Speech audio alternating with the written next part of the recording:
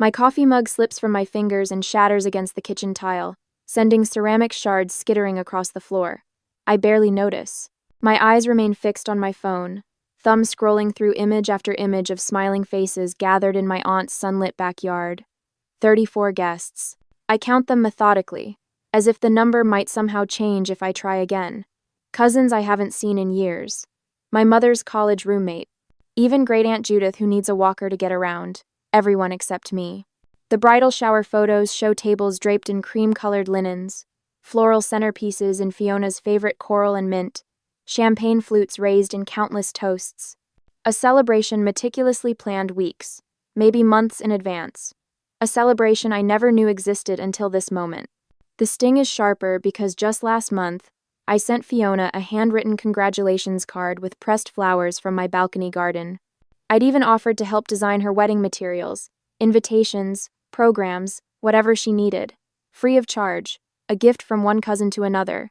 My Portland condo suddenly feels cold despite spring sunshine streaming through the windows. The light that warmed me minutes ago now feels harsh, exposing. I realize in that moment I wasn't just forgotten.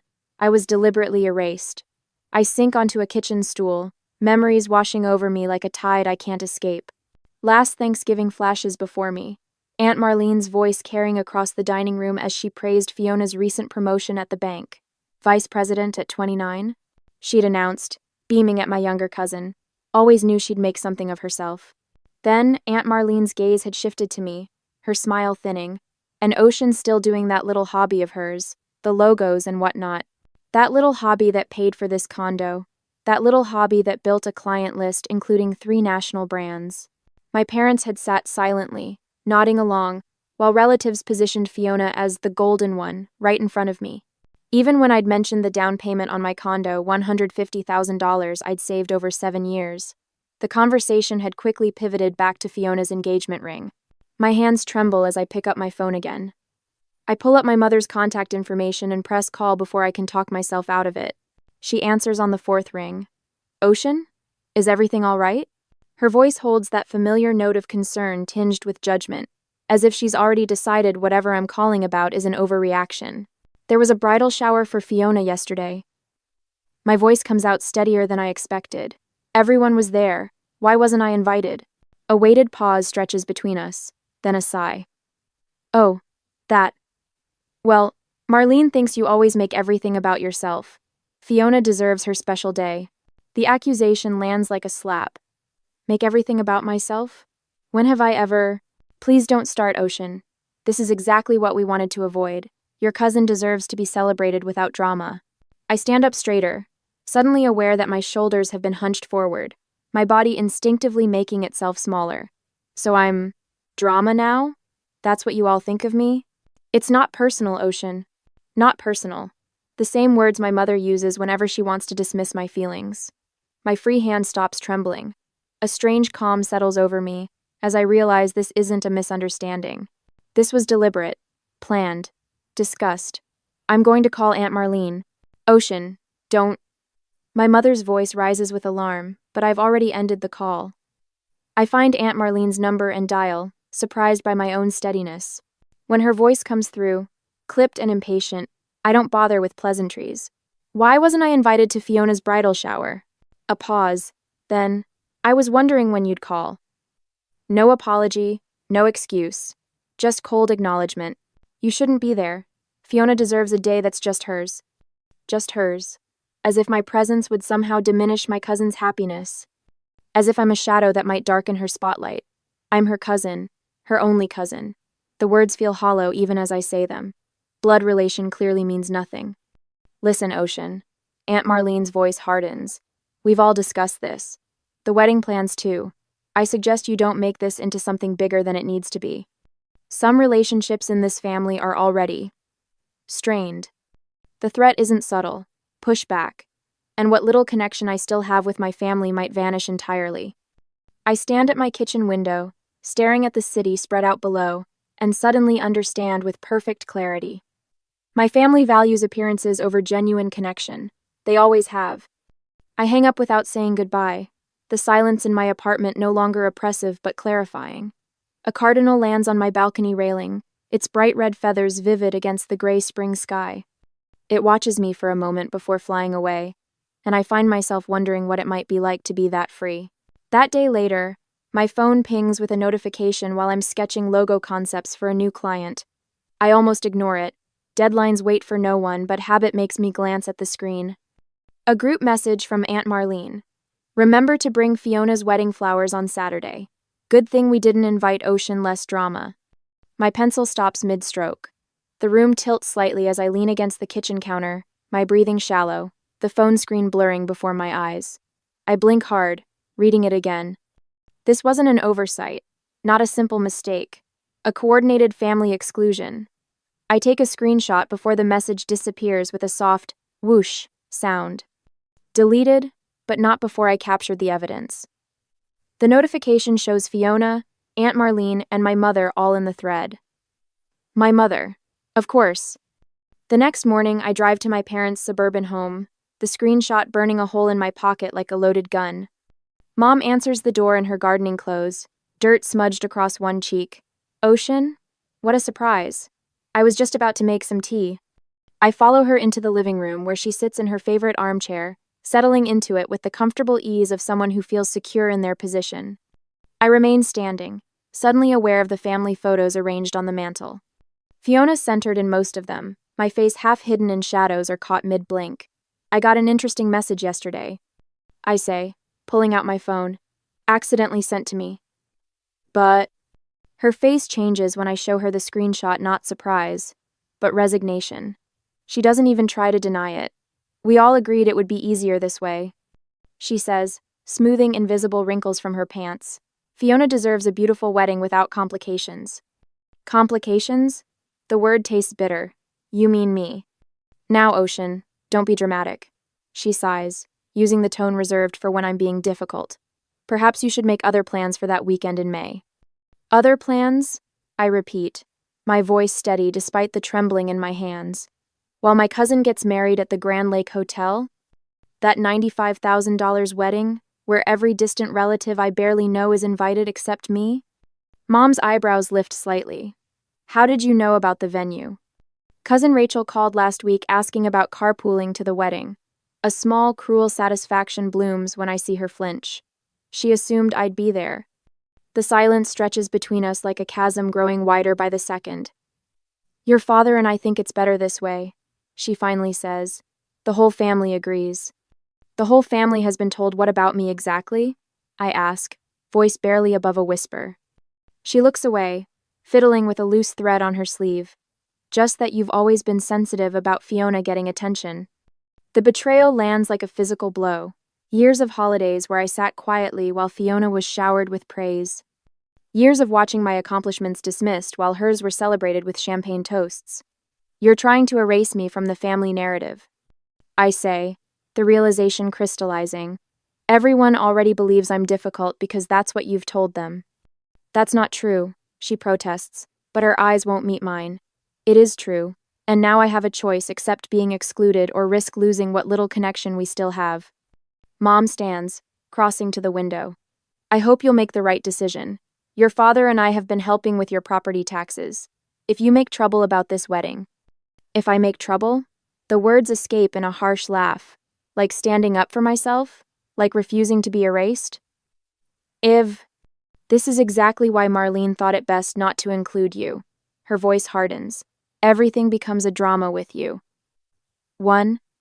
I leave without saying goodbye, driving aimlessly for hours. 3 client deadlines pass while I sit paralyzed in my apartment, unable to focus on the simplest design tasks. 3 days of potential revenue vanish while I stare at my phone, waiting for anyone in my family to say this was all a terrible mistake. No one does. That evening, Isla brings Thai food and wine to my condo, listening as I recount every detail. Unlike my family, she doesn't interrupt or dismiss my feelings. That's textbook emotional manipulation. She says, refilling my glass. They're gaslighting you into believing you're the problem when they're the ones excluding you. Her validation feels like the first sip of water after days in a desert. Marlene and your mom are tag-teaming to control the narrative, Isla continues. Classic toxic family dynamics. Later, alone on my balcony, I watch the city lights flicker on as darkness falls. The cardinal returns, perching briefly on the railing before flying away. As I sat there sipping wine gone warm, I wondered whether I should attend the wedding anyway and force a confrontation, or step away completely and build my own celebration elsewhere. The family I'd known all my life was slipping away, but was it worth fighting for relationships that caused so much pain? Fiona's engagement photos appear on my Instagram feed at precisely 8:17 a.m. on a Tuesday. I'm midway through my first cup of coffee when her radiant smile fills my screen, her fiancé gazing at her with practiced adoration against a backdrop of autumn leaves. The caption beneath cuts sharper than any knife could. Celebrating our journey with those who truly support us, keeping our wedding intimate with only the people who've always been there. My phone buzzes 3 times in rapid succession. Private messages from cousins I've exchanged perhaps 10 words with at family gatherings over the years. Why are you causing drama during Fiona's special time? Family should support each other no matter what. Aunt Marlene is so upset about your behavior. I set my phone face down on the kitchen counter, my hand trembling slightly. The accusations make no sense until I realize what's happening. They're rewriting history, crafting a narrative where I declined an invitation, rather than acknowledging I was deliberately excluded. My grandmother's call comes that evening as I'm washing dishes, her voice wavering with disappointment. Ocean, honey, I never thought you'd refuse to support your cousin's special day. The plate in my hands nearly slips. Grandma, I wasn't invited. That's not what Marlene told me. Her voice hardens with certainty. She said you couldn't put aside your jealousy for even one day. After we hang up, I stand motionless at my kitchen sink, water running over my hands until it turns from warm to cold. The family story about me is taking shape without my input. According to Isla, who still speaks with my mother weekly, Aunt Marlene has been sharing tearful accounts of my jealousy issues with anyone who will listen. The following week, Barton Media cancels our contract for their spring campaign. The email is polite but clear. We've heard you can be difficult to work with. We need someone who fits our collaborative culture. 3 days later, Westerly Home Goods pulls out of our preliminary discussions. The loss of both projects carves $27,000 from my expected quarterly income. I track the connections methodically. Barton's marketing director plays tennis with my uncle. Westerly's owner attends the same church as Aunt Marlene. Sleep becomes a distant memory. I spend nights hunched over my computer, redesigning my portfolio website instead of resting. Every pixel adjustment, every color shift, feels like reclaiming a small piece of my narrative. At 3 a.m., with my eyes burning from screen glare, I wonder how many hours of work it will take to outrun the whispers. My once comfortable routine fractures. I stop visiting Marigold Coffee despite their perfect oat milk lattes because Aunt Marlene's Bridge Club meets there Thursday mornings. I drive 15 minutes out of my way to shop at a different grocery store after spotting my mother's friend Caroline, examining apples in my usual produce section. Checking social media becomes a form of self-harm. Each notification triggers a physical response, quickened pulse, shallow breathing, fingers turning cold. I start documenting every interaction with family in a leather-bound journal, recording dates, exact wording, witnesses present. The evidence feels important somehow, though I'm not sure who I'm collecting it for. The anonymous text arrives on a Sunday morning. Some people aren't stable enough to attend formal events. Your absence is a kindness to everyone. I recognize the phrasing Aunt Marlene's particular brand of cruelty wrapped in concern. The phone slips from my fingers onto the couch as something inside me finally breaks. The doorbell rings at that exact moment. I consider ignoring it until I hear Isla's voice through the door. I know you're in there, Ocean. I brought Thai food and wedding magazines. She stands on my threshold, clutching a paper bag from Bangkok Kitchen and a stack of glossy publications. Her camera bag is slung over one shoulder. What are you doing here? My voice sounds hollow even to my own ears. Isla pushes past me into the apartment. Let's plan something that's actually worth celebrating, a day that's about joy, not appearances. I'm about to ask what she means when my mother's silver sedan pulls into the visitor parking space visible from my living room window. My stomach clenches. Client call in 5 minutes. I lie, reaching for my laptop as my mother knocks at the door. Isla squeezes my shoulder before retreating to the kitchen with our food. My mother enters without waiting for an invitation, her eyes taking inventory of my living space as if searching for evidence of my supposed instability. We need to talk, Ocean. She sits primly on my couch, her handbag balanced on her knees. This has gone far enough. The invitations are already printed. We're also down this. What invitations? I remain standing, suddenly aware of the power dynamics at play. Fiona's wedding invitations. She smooths an invisible wrinkle from her slacks. You need to let this go. This isn't about an invitation. The clarity in my voice surprises even me. It's about years of being treated as less than. Nadia. My mother's face hardens. If you can't support Fiona's happiness, maybe you're not the daughter I thought you were. The words should hurt, but instead, they illuminate something I've never seen clearly before. I straighten my shoulders, reclaiming the full height I've spent years unconsciously diminishing around my family. I'm exactly the daughter you raised. I tell her, my voice steady. I just stopped accepting the role you assigned me. Something flickers across her face, surprise, perhaps even respect before she composes herself. But in that moment, I realize a fundamental truth that changes everything. My worth isn't determined by family validation. It never was. Later that evening, Isla and I sit on my balcony, half-eaten Thai food between us. She scrolls through her calendar on her phone. I have a client photo shoot in Santa Barbara 3 weeks later. Come with me. We'll make it a working vacation. I could use an assistant. The offer brings unexpected tears to my eyes. While my family crafts excuses for my exclusion, my friends are creating alternatives for my inclusion. My phone chimes with a text from Thomas. Just declined my invite to Fiona's wedding. Not going somewhere my friend isn't welcome. The next morning, I wake up and speak confidently about my design business during a networking breakfast for the first time in months. 3 potential clients request follow-up meetings. Something has shifted inside me, a quiet certainty replacing the desperate need for approval. When Isla and I arrive in Santa Barbara 3 weeks later, the Pacific Ocean stretches before us like possibility itself. At a small bookshop near the marina, I meet Mateo, the owner with kind eyes and a quiet laugh who asks thoughtful questions about my design work. You should see my place at sunset, he says after our 3rd coffee together. I restored an old seaside villa just north of here. The light is perfect for someone with your eye for design. Standing on his terrace that evening, watching the sun sink into the ocean, a thought forms with unexpected clarity. What if the answer isn't fighting for inclusion in a celebration that doesn't want me? What if I wrote a different story for myself entirely? 2 months later, my phone sits on Mateo's kitchen counter, its screen displaying a half-finished invitation design.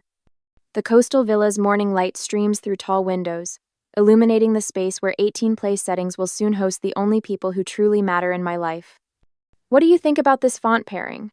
I point to the screen, where elegant script contrasts with clean sans serif text. Too predictable? Mateo leans forward, the scent of his coffee mingling with the salt air drifting through open windows. It feels like you, confident but not shouting for attention. I smile, making a small adjustment to the spacing. For 3 weeks, every spare moment has gone into planning this gathering. Not a reaction to family drama, but a celebration reflecting who I've become. Each element from hand-pressed botanical prints to custom playlists showcases my professional talents while honoring genuine connections. May 15th, I say, tracing the date on screen. Far enough from Fiona's wedding that no one can claim I'm being competitive. Does it matter what they think? Mateo asks, his voice gentle but challenging. It matters that I know my intentions. I save the file and close my laptop. This isn't about them anymore. For the first time since finding those bridal shower photos, excitement bubbles up without the bitter aftertaste of rejection. I'm creating rather than reacting, building something authentic rather than fighting for space where I'm unwanted. My phone rings, Aunt Marlene's name flashing on screen. I consider letting it go to voicemail, then decide against it. I'm done hiding. Hello? My voice comes out steady, professional. Ocean. Her voice could freeze water. What's this I hear about you planning some vacation during family wedding season? You need to take down those social media posts immediately. I frown, confusion momentarily replacing caution. What posts? Isla's photography page. The save the date announcement for your event. At a seaside villa? On May 15th? My stomach drops. May 15th? But Fiona's wedding isn't until June. Silence stretches between us. When Marlene speaks again, her voice drips with artificial sweetness. Oh, didn't you know? The date was moved weeks ago. May 15th at the Grand Monarch Hotel. Everyone's been informed. Everyone except me. So you're having your little party the same day as Fiona's wedding? The accusation hangs in the air. Family will take sides, Ocean. Think about what you're doing. My first instinct is panic. Should I change my date? Apologize for a conflict I didn't create? But as Marlene continues listing reasons I should rearrange my plans, something hardens inside me. I look at the invitation design, at Mateo setting coffee mugs in the sink, at the home that welcomed me without conditions. I won't rearrange my joy to accommodate your judgment, I say quietly. What did you just say to me? The date stays, Aunt Marlene. Anyone who wants to attend either event should follow their heart. You've made yours clear. I end the call before she can respond. Mateo watches me carefully, waiting. Apparently, Fiona's wedding is the same day as our celebration, I tell him. Complete coincidence. Do you want to change our date? The question hangs between us. With both ceremonies now scheduled for the same day, I faced a choice: postpone my celebration to avoid conflict, or proceed with the day Mateo and I had planned. Was preserving peace with people who excluded me worth disrupting my own happiness? No. I answer finally. We're keeping our date. Mateo nods, understanding without needing explanation. This is the difference between chosen family and blood ties. One requires performance, the other offers acceptance. Later that afternoon, my phone buzzes with Isla's message. Saw your final invitation design. Gorgeous. Consider photography services my gift to you both. I smile, typing back my thanks. Within minutes, a group chat forms with friends, coordinating travel plans, turning our gathering into a weekend celebration. Thomas offers to handle wine selection, while Jana wants to arrange flowers from local markets. You focus on the creative stuff. Mateo says that evening, showing me spreadsheets, tracking accommodations and transportation. I've got logistics covered. As we work side by side, him managing practical details, me designing personal touches, I realize we're creating something neither of my parents would understand. This isn't about reaction, but intention. Not about competition, but completion. My phone begins buzzing constantly with family messages, but friends create a protective buffer. When Aunt Marlene sends a paragraph about selfish choices, Isla responds with oceanfront venue photos. When my mother texts asking how I could do this, Mateo hands me paint swatches for table settings. A week before our celebration, an unexpected text arrives from my cousin Rachel, whom I haven't spoken to in months. Grandmother's asking questions about why you weren't invited to anything. Marlene's story isn't holding up anymore. I read it twice, unsure how to respond. The next day, another message arrives, this time from Uncle David. Something doesn't add up about this wedding drama. Fiona keeps changing her explanation. The family narrative, so carefully constructed, begins showing cracks. Different relatives have been told different versions of my exclusion, and the contradictions are becoming noticeable. When my grandmother's name appears on my phone that evening, I answer immediately. Ocean? Her voice sounds smaller than I remember. I'd like to hear your side of this wedding business. Before I can form a response, another call beeps through my mother. I let it go to voicemail, focusing on my grandmother's questions. Later, I listened to my mother's message, her voice strained with forced casualness. We need to talk about a compromise. Can we meet tomorrow? It's urgent. I set the phone down, looking out at the sunset, painting Mateo's garden in golden light. For the first time, the thought of facing my family doesn't fill me with dread. Whatever comes next, I'm standing on solid ground. The knock on my door comes at 8:15 on a Tuesday morning, 3 days before my ceremony. Through the peephole, I see my mother clutching her purse with white knuckles while Aunt Marlene stands beside her, designer handbag dangling from a tight grip. I consider pretending I'm not home, but the truth needs addressing eventually. Ocean, sweetheart. My mother's voice carries forced cheer as she steps into my condo. We thought we should talk. Aunt Marlene follows, her gaze sweeping critically across my living room where design samples for my ceremony with Mateo lie neatly arranged. This has gone far enough, she says, not bothering with pleasantries. I remain standing while they settle onto my sofa. The power dynamic feels different now. In their presence, I no longer shrink. We'd like to propose a compromise, my mother says, hands fidgeting with her wedding ring. You can attend Fiona's reception. The evening portion only. If her eyes meet Marlene's briefly, you cancel your party. Think about how this looks to everyone, Aunt Marlene adds. 2 events on the same day divides the family, forces people to choose sides. Quote. My mother leans forward, voice dropping. Your grandmother is very stressed about this situation. At her age, this kind of family conflict isn't good for her heart. The manipulation is so transparent, it almost makes me laugh. Instead, I walk to my drafting table and return with a leather portfolio. I'd like to show you something, I say, opening it to reveal watercolor sketches of an intimate seaside ceremony. This is what Mateo and I have planned. 18 guests. No formal invitations. Just people who genuinely care about us. I turn pages slowly, showcasing menus I've hand-lettered, custom place settings, flower arrangements in shades of amber and sage. The date was set weeks before I learned about Fiona's wedding. I explain, voice steady. We didn't choose it to compete. We chose it because the villa has perfect sunset lighting for photography. My mother's brow furrows in confusion. But why didn't you tell us? I pull out another folder containing mock-ups of elegantly designed invitations. Invitations I never sent. I respected your decision to exclude me. I didn't think you'd want to know. She looks genuinely stunned. Ocean. We never meant. I'm not asking anyone to choose. I interrupt gently. You made your choice months ago. This celebration isn't about Fiona. I close the portfolio. It isn't even about you. Aunt Marlene stands abruptly, pacing toward my design wall where client projects hang alongside ceremony plans. This doesn't change anything, she insists. Playing dress-up won't change that Fiona's wedding is the real event. I feel something snap inside me, not in anger but in clarity. I'm not playing anything, Aunt Marlene. I'm living authentically while you're performing. I gesture toward my portfolio. These designs aren't pretend. They're my profession. The profession you've dismissed as that little hobby for years. I slide a brochure across the coffee table. This is my wedding portfolio. 3 national brands have hired me based on these designs. While you were telling everyone about my jealousy issues, I was building a business that pays for this condo.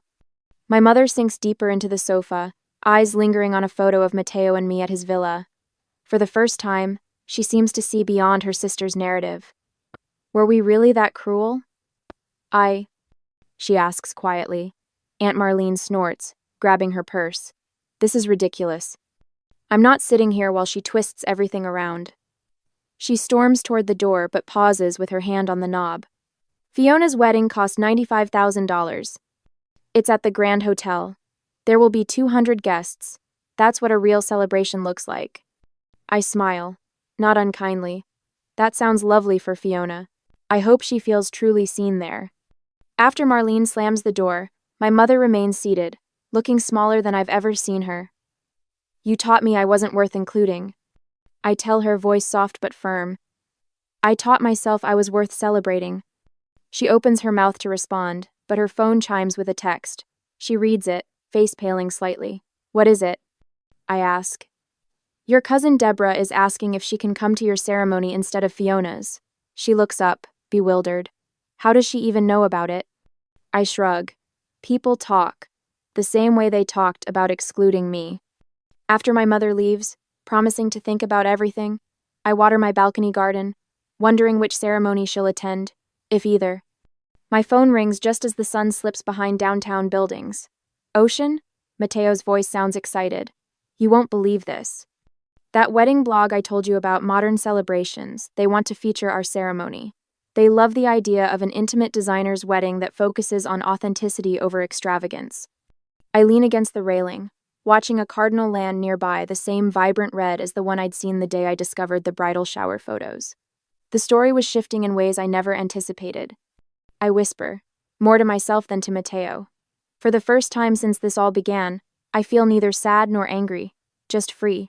7 weeks after our ceremony, I nearly drop my phone when Mateo shows me the statistics. 80,000 likes on our wedding photo. The number seems impossible, yet there it is on the screen, along with hundreds of comments praising our authentic celebration of love. Look at this one, Mateo says, pointing to a comment from a popular design blogger. Ocean's attention to meaningful details rather than empty extravagance redefines what a modern ceremony can be. I laugh softly, remembering all the family gatherings where I sat silently while relatives fawned over Fiona's conventional choices. Now strangers are celebrating my vision, while my family's grand hotel wedding has faded into the background of social media memory. My design business calendar now bulges with appointments. 3 major brands have reached out since the wedding feature went viral, tripling my client base overnight. Yesterday, an editor from California Wedding Quarterly emailed about featuring our ceremony, specifically requesting an interview about my design work. The irony? I tell Mateo as we sit on our balcony watching the sunset paint Portland's skyline. They excluded me to keep me from stealing focus. And now, the doorbell interrupts my thought. A courier delivers a cream-colored envelope with Aunt Marlene's distinctive handwriting. Inside, a terse letter demands I decline the magazine feature, out of respect for Fiona's privacy during this difficult time. My hands should be shaking. 7 weeks ago, they would have been. Instead, a calm clarity washes over me as I tuck the letter back into its envelope. "What will you do?" Mateo asks, his voice gentle. I walk to my desk and pull out a copy of the magazine that featured my design portfolio last month. I slip it into a mailing envelope with a note I've composed without hesitation. I'm not competing with Fiona. I'm completing my own story. Note: no anxiety floods my system as I seal the envelope. No desperate need for approval tightens my chest. The transformation still surprises me how completely I've stopped seeking validation from people determined to withhold it. 2 days later, Isla calls with news that sends me spinning through our apartment. "The showcase is confirmed," she announces. 30 designers, and you're the headliner. My friends have organized a rewritten design showcase at a restored estate near Seattle, featuring artists who've reimagined traditional approaches. The event emphasizes authentic connection over manufactured perfection, substance over performance. At the opening reception, Isla raises her glass. "To writing ourselves into stories worthy of our lives," she toasts, and the room erupts in applause. I stand among people who celebrate rather than diminish my vision, and the contrast to family gatherings couldn't be starker. The following month, Mateo and I move into a modest apartment overlooking downtown. The space is smaller than my condo, but filled with light and possibilities. My calendar now includes speaking engagements about authentic design alongside client meetings with companies that value substance over flash. I'm arranging prints for my office wall when the doorbell rings. When I open it, Aunt Marlene stands there with Fiona slightly behind her. Enthapted. "We need to talk," Marlene says, pushing past me into the apartment.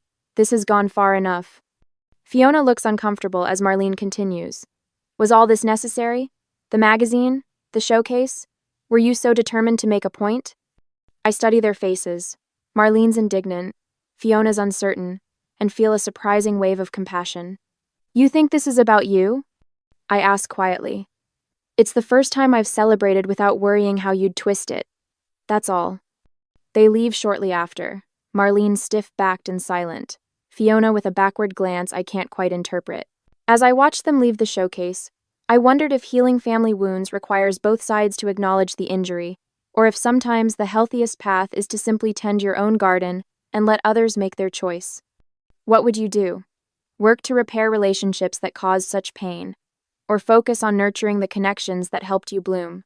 I stand in my childhood home, a stranger after 8 years of silence. The gold pendant at my throat trembles against my skin as I take in the familiar Christmas decorations, the smell of pine mixed with roasting turkey. Nothing has changed: the same china cabinet, the same family photos on the mantel where Merrick and Clayton's faces dominate. The dining room table stretches before me like a battlefield. "It's time we discuss the future of more manufacturing," my father announces, raising his glass. His voice carries the same authoritative tone that echoed through my childhood. As I approach retirement, I've made decisions about the company's leadership. My brothers straighten in their seats, exchanging quick glances. Mother smooths her napkin, eyes fixed on her plate. Merrick will take over as CEO, with Clayton as COO. Father's gaze slides past me to fix on his sons. The ownership will transfer equally between them.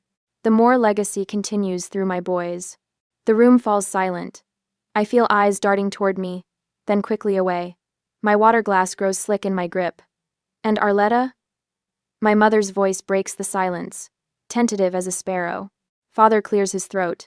"Arletta has chosen her path." He doesn't look at me. The tech industry, playing with gadgets.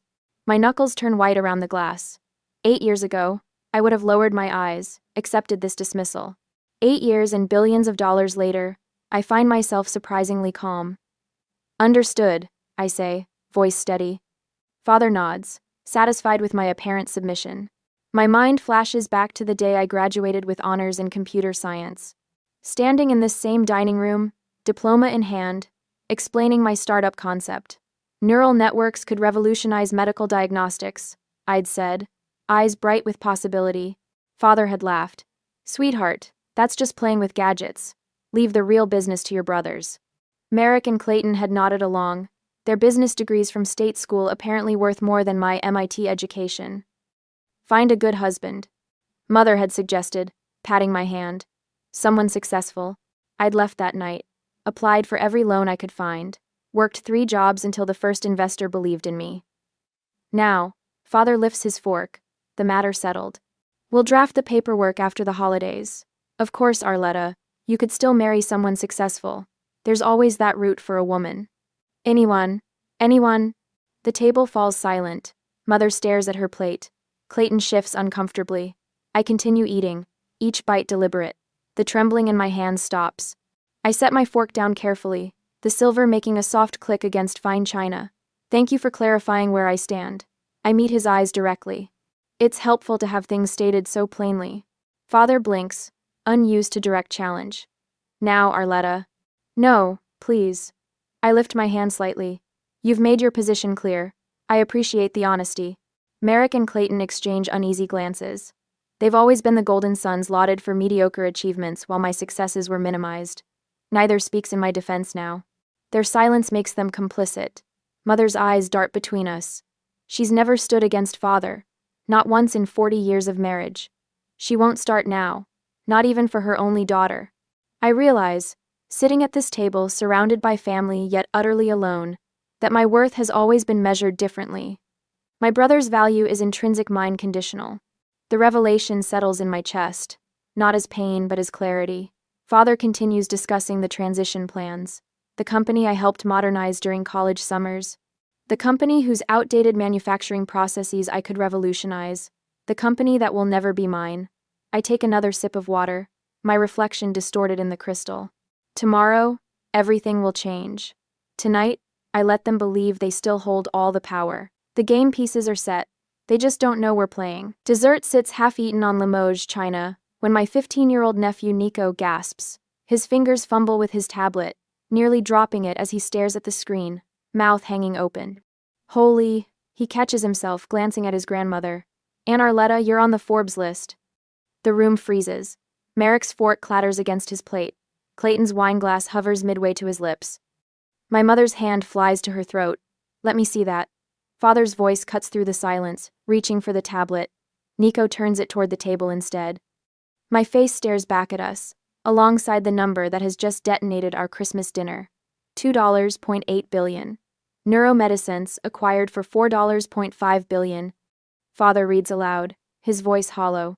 Revolutionary neural network technology expected to transform neurological diagnostics worldwide.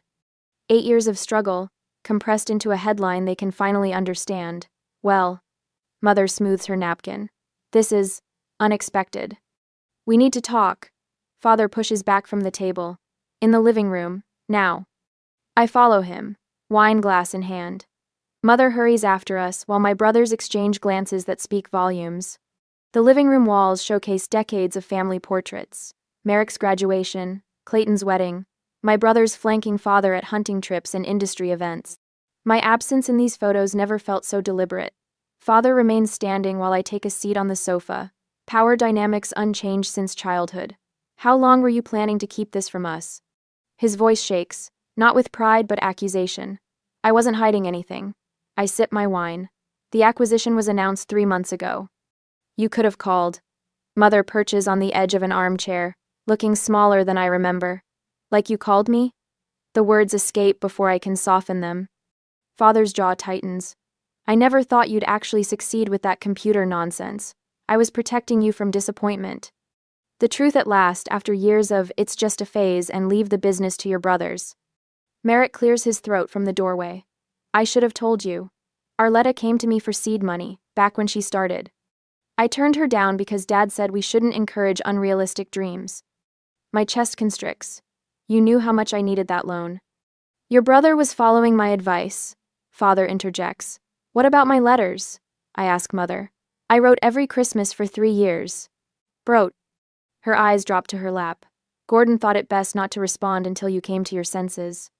I intercepted them, she whispers. I'm sorry, Arletta. The betrayal burns fresh, even after all these years. 3 layers of rejection from father, brother, mother, each one cutting deeper than the last. Your success must be exaggerated. Father says, waving dismissively. These tech valuations are smoke and mirrors. They'll revise that number down within months. Father says, waving dismissively. Clayton joins us, hands in his pockets. Dad's right, these tech bubbles burst all the time. Actually, Merrick jumps in, his tone suddenly warm. We always knew you had potential, Arletta. Remember when I helped you with your computer class in high school? I stare at him. You copied my homework and got us both detention. I've been telling everyone how proud we are of you, Mother says, rewriting history before my eyes. I knew you'd do well, just not this well. Father nods, pivoting smoothly. The more drive for success. You got that from me, you know. The audacity steals my breath. 8 years of silence transformed into a lifetime of imagined support. Remember how I encouraged your college applications? Mother asks, eyes bright with invented memories. And I always said technology was the future, Father adds. Their desperate scramble to claim credit for my success should be laughable, but something in me still yearns for their approval. That small, wounded part of me that never stopped seeking validation nearly welcomes their revisionist history. For a moment, I'm tempted to accept this false narrative, if it means finally being embraced as family. My phone vibrates with a text. Miss Dobbins, my high school computer science teacher, just saw the Forbes article. I always knew you'd change the world, Arletta. So proud of the girl who stayed after class to learn Python when everyone else had gone home. The simple truth of her words washes over me like cool water. She saw me. She believed. No revisionist history needed. As I sit there watching my family scramble to rewrite our history, I wonder if I should correct their false narrative or simply let them believe what they wanted. Would setting the record straight bring healing, or would it only reopen old wounds that were better left closed? The answers don't come easily, but for the first time since arriving, I realize they're mine to determine, not theirs. The next day, after the article came out, I listen from the kitchen as my father's voice booms from his study. The door stands ajar, just enough for his words to carry clearly down the hallway. Yes, Charles, she finally made it. All that guidance I gave her about persistence paid off. My father laughs, the sound grating against my nerves. I always told her to think bigger. I grip the countertop, my knuckles whitening. 8 years of silence, and now he's rewriting our history to his brother, my uncle. The same uncle who once patted my head at graduation and said, "At least you're pretty enough to marry well." My phone buzzes for the 5th time today. Cousin Rachel wants funding for her skincare line. Aunt Patricia needs a small loan for her son's college tuition. The family tree suddenly remembers I exist, branches extending toward my wallet rather than my heart. Mrs. Moore? A woman's voice pulls me from my thoughts. The kitchen helper points to the landline. The Nebraska Chronicle is on the phone. They want to schedule an interview about raising a billionaire. A bitter laugh escapes my throat before I can contain it. The woman gives me a curious look. Tell them we're unavailable, I say, the word we tasting sour on my tongue. Later, alone in my childhood bedroom, I stare at the ceiling where glow-in-the-dark stars I placed when I was 12 still cling stubbornly. The memory washes over me like cold water. 3 jobs. The campus cafeteria at dawn, the library help desk between classes, and the 24-hour diner until midnight, my hands perpetually smelling of disinfectant and French fries. After Father refused to pay for MIT, telling me computer science was wasting good money, I'd survived on determination and 4 hours of sleep. I remember crying silently in my dorm room, 3 years into my startup, when our first investor pulled out. The pitch deck scattered across my bed, red marked with rejections. That night, I'd nearly given up. Then came the email that changed everything. A father in Detroit, whose 8-year-old daughter had been misdiagnosed 3 times. My neural network caught what specialists had missed: a rare form of treatable epilepsy. "You gave my daughter her life back," he'd written. I printed that email. Still carry the folded paper in my wallet, edges soft from handling. A soft knock interrupts my thoughts. I wipe away unexpected moisture from my eyes. Aunt Arletta? A small voice calls through the door. Can I come in? Lacey stands in the doorway, clutching a laptop to her chest. At 13, she has Merrick's height but none of his swagger. My computer science teacher assigned this coding project, and I thought, maybe. She looks at her feet. I want to be like you, not like them. For the first time since arriving, my smile feels genuine, reaching my eyes as warmth spreads through my chest. Come here, I say, patting the bed beside me. Let's see what we're working with. Later, I find myself standing outside my father's wood-paneled home office. The space remains frozen in time. Agricultural equipment models displayed on shelves, awards from the Manufacturing Association hanging on walls, the scent of leather and Old Spice. Gordon sits behind his mahogany desk, reading glasses perched on his nose as he reviews papers. He looks smaller somehow, less intimidating than in my memories. You wanted to see me? I keep my voice neutral. He removes his glasses, rubbing the bridge of his nose. I've been thinking about what happened at dinner the other night. I wait, crossing my arms. I just wanted to protect you from failure, Arletta. His voice softens. The tech world is brutal. 9 out of 10 startups fail. I didn't want you to get hurt. The familiar justification ignites something inside me. Years of dismissal crystallizing into clarity. You weren't protecting me, I say, voice steady. You were silencing me. His eyes widen slightly. Every time I shared an idea, you called it playing with gadgets. When I graduated with honors, you suggested I find a husband instead of building a company. My hands remained steady. My voice calm despite the fire in my chest. That wasn't protection. That was control. Now wait a minute. I never needed your permission to succeed, Dad. The realization fills me with unexpected lightness. I needed it to feel worthy of success. There's a difference. He stares at me, mouth partially open, no words emerging. My mind drifts to Miss Dobbins, my high school computer science teacher. The after-school hours she spent helping me apply for scholarships behind my father's back. Your mind is exceptional, Arletta, she'd told me. Don't let anyone convince you otherwise. While my family saw limitations, others saw potential. The contrast couldn't be clearer now as I stand taller in my father's office than I ever had before. There's a family dinner tomorrow, I say, moving toward the door. I think it's time everyone heard the real story. Back in my room, I open my laptop, reviewing the audio recordings of my father's contradictory statements from the past 2 days. The lies about his support, the revisionist history. Tomorrow will change everything. I save the files to a folder labeled Truth and close my computer. Tomorrow night, from downstairs, I hear my father's voice calling everyone to the living room.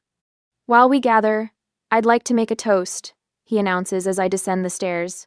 To my successful daughter who followed my advice. The crystal glasses clink. I smile, saying nothing. Yet, I raise my glass, mirroring my father's gesture from the night before. The room falls silent.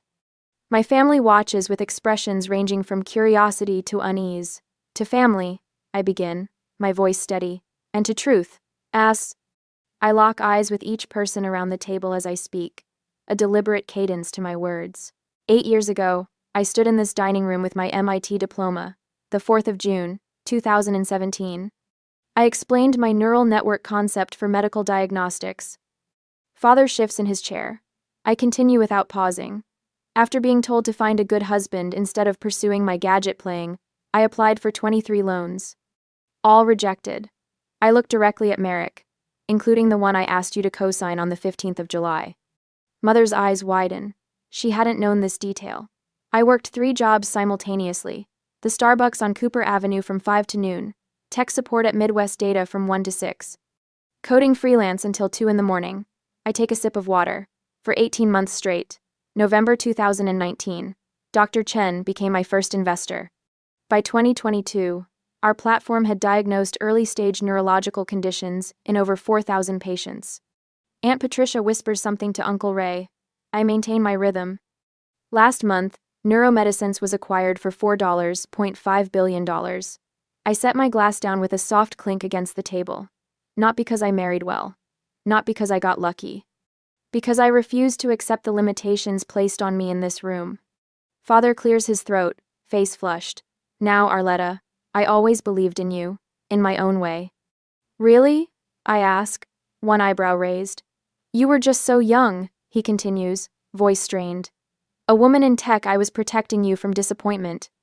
Dad explicitly forbade us from helping you, Merrick blurts out, surprising even himself. He glances at our father, then back at me. He said if we gave you money or connections, we'd be cut from the will. Clayton's fork drops against his plate. Merrick, what are you doing? Is that true? Mother turns to father, color draining from her face. I intercepted your letters because he told me to. She admits, looking at me with tears forming. He said letting you fail would teach you to appreciate family more. Aunt Patricia stands abruptly. Gordon, you told us Arletta refused your help. The room erupts in crossed accusations. Years of carefully maintained family mythology crumbling in real time. When Clayton suggests we simply move forward and forget the past, I hesitate. Should I accept this superficial peace for the sake of family harmony, or insist on genuine acknowledgement of the truth before any reconciliation could begin? My phone buzzes. Connor's name appears on the screen. My boyfriend of 3 years before I left Nebraska. The one who said my dreams were cute, but suggested I focus on realistic goals. The text reads, Saw you in Forbes. Always knew you had potential. Coffee when you're in town? I show the message to my cousin Trish beside me, who rolls her eyes. I type back, Thanks, but I prefer to leave the past in the past. I press send while everyone watches. A small act, but the message lands. Several family members nod with newfound respect. You had Thanksgiving dinner with the governor last month. Aunt Patricia says, breaking the awkward silence. Your cousin Joanne saw the pictures. The governor's daughter uses our platform at her hospital, I explain. She credits it with saving her father's life after detecting early signs of a stroke. Father stares at his hands. When he looks up, his eyes are wet. I was wrong about you, he says, voice breaking on the final word. The admission hangs in the air. Not an apology, but the closest thing to one I've ever heard from him. Around the table, expressions change. Aunt Patricia squeezes my shoulder as she passes to refill her coffee. Uncle Ray asks thoughtful questions about my company. Cousins who barely acknowledged me yesterday now lean in when I speak. Maybe, I suggest, setting down my napkin, we should have a proper family meeting to discuss how we move forward from here. Father nods slowly. I think that would be appropriate. For the first time in 8 years, we might actually listen to each other. 2 weeks after the dinner confrontation, one Wednesday afternoon, Father leans forward across his mahogany desk, the same desk where he'd signed countless documents excluding me from the family legacy. The afternoon light catches the silver in his hair as he slides a folder toward me with the careful precision of a chess player. We've been thinking, he says, voice unnaturally bright. More manufacturing should reflect all the more children. I open the folder. Inside lies a mock-up of new company letterhead with Moore and Daughter Manufacturing emblazoned across the top in glossy navy text. My stomach tightens. We've already printed promotional materials, Merrick adds, pointing to a stack of brochures on the corner of the desk. The announcement goes out next week. Clayton clears his throat. The board thinks your profile could attract new investors. He shuffles his feet. The company could use a cash infusion. You've done well for yourself, Father says, his voice softening into the tone he once used when asking me to be reasonable about giving up my MIT scholarship. Imagine what your expertise and resources could do for the family business. I run my finger over the letterhead, feeling the raised text beneath my fingertip. After all these years of dismissal, they've finally found a use for me, my money, my reputation, my success they had no part in building. I appreciate the thought, I say, closing the folder with a soft click. Good, good. Father nods, his shoulders relaxing. We'll schedule the press conference for... I didn't say yes. My voice slices through his premature celebration. Father blinks, momentarily disoriented. But you said... I said I appreciated the thought, which I do. I stand, smoothing my skirt. It's a revealing one. The grandfather clock in the corner ticks heavily into the silence. Mother shifts in her chair by the window, her eyes darting between Father and me like a trapped bird. I've been doing some thinking too, I continue, about legacy and impact. I open my laptop, turning the screen toward them. The web page displays a professionally designed site with the Moore Innovation Fund at the top, underneath a banner of women in hard hats, lab coats, and business attire. What is this? Father leans forward, squinting. I'm creating a $10 million endowment for women in STEM and manufacturing, focusing specifically on Nebraska entrepreneurs. I scroll down to show the application portal. We're already accepting submissions for our first round of grants. Clayton's mouth opens and closes without sound. Merrick grips the edge of the desk. 10 million? Mother whispers. To start. I close the laptop. The companies these women build will change the landscape of American manufacturing. They'll create jobs, innovations, and entirely new markets. But the family business, Father begins, will remain exactly what it's always been. I meet his gaze steadily. Your legacy. I don't need your legacy, Father. I've built my own. The muscle in his jaw twitches, a familiar sign of mounting frustration. For the first time, I don't feel the automatic urge to placate him. Let's discuss this over dinner, Mother suggests, her voice thin with tension. We migrate to the dining room, that battlefield where Father first announced my disinheritance. The table stretches between us, polished to a high gleam that reflects the chandelier light. Crystal glasses catch and scatter rainbows across the tablecloth. Father carves the roast with short, forceful strokes.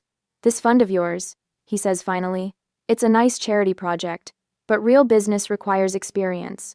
The fund isn't charity, I correct him. It's investment. And speaking of experience, I turn toward Mother, who startles slightly under the unexpected attention. I'd like you to join the board of directors, Mom. The carving knife freezes mid-slice. Mother's water glass stops halfway to her lips. Lorraine doesn't know the first thing about business, Father sputters. She's never worked a day. She raised 3 children while maintaining this house and supporting your career. I counter. She managed family finances, organized charitable events, and built community connections that benefited more manufacturing for decades. Mother sets her glass down carefully. Gordon always handled the important decisions, she says softly. And how has that worked for you? I ask her directly. A strange expression crosses her face, something between fear and curiosity. The board meets quarterly. I continue. First meeting is in February. You'd have a vote on all funding decisions. She can't possibly, Father begins. I accept, Mother says. The words fall into the room like stones into still water. Father's fork clatters against his plate. Lorraine, he says, voice low with warning. Mother straightens in her chair. It's time I had a voice too, Gordon. Quote.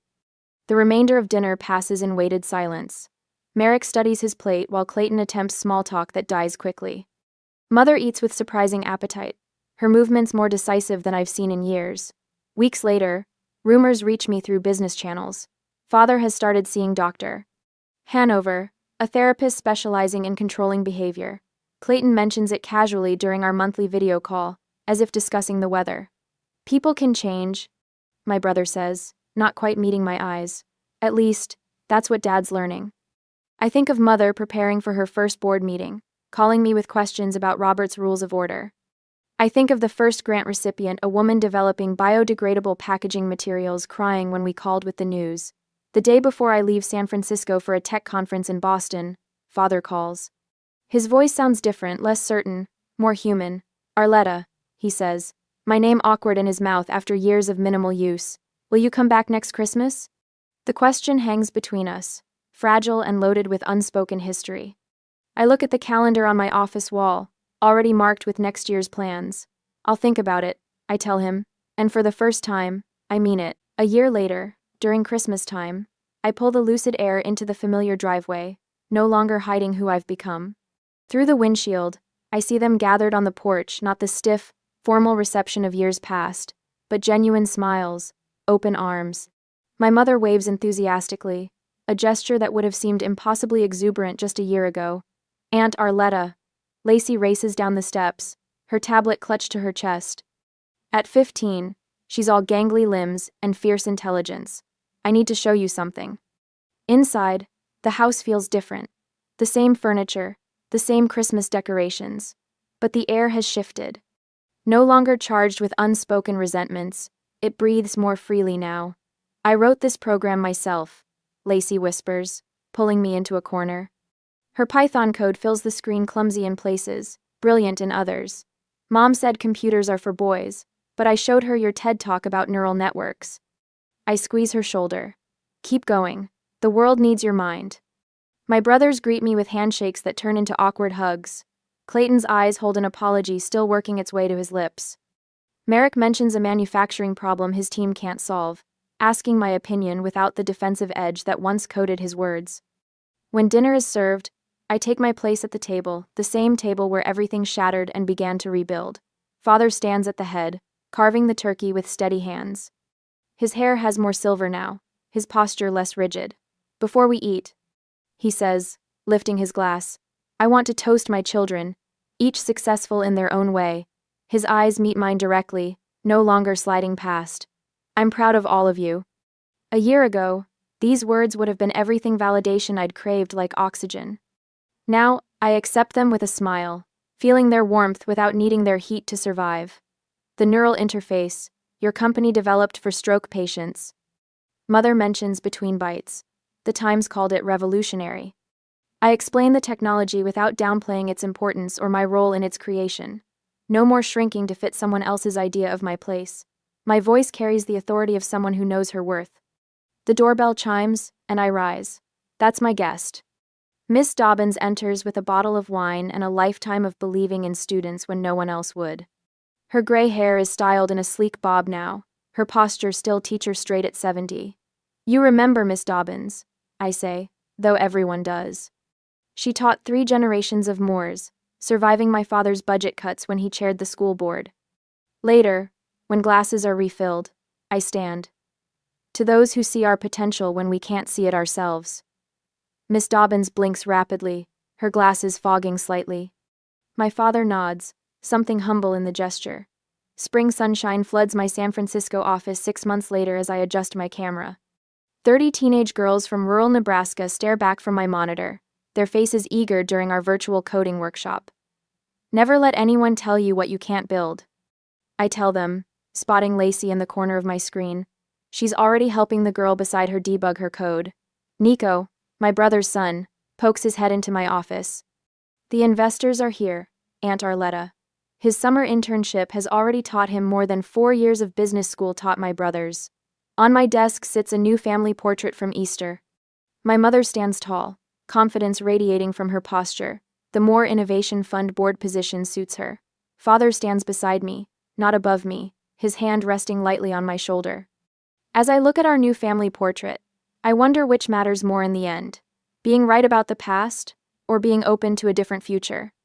Would you choose to hold on to the satisfaction of vindication or embrace the possibility of genuine change, even if it means letting go of justified resentment?